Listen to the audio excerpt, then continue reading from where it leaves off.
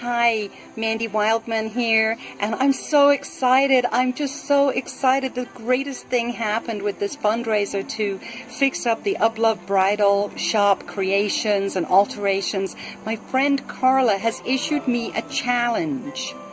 Get $350 raised by Wednesday, and she will match that and contribute another $350. This would just mean the world to me. I'd get dressing rooms made.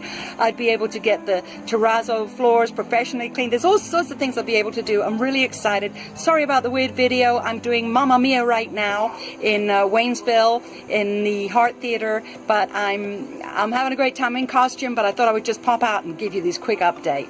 See you guys later, and thank you so much for all your help and all your contribution. I love you guys. Bye.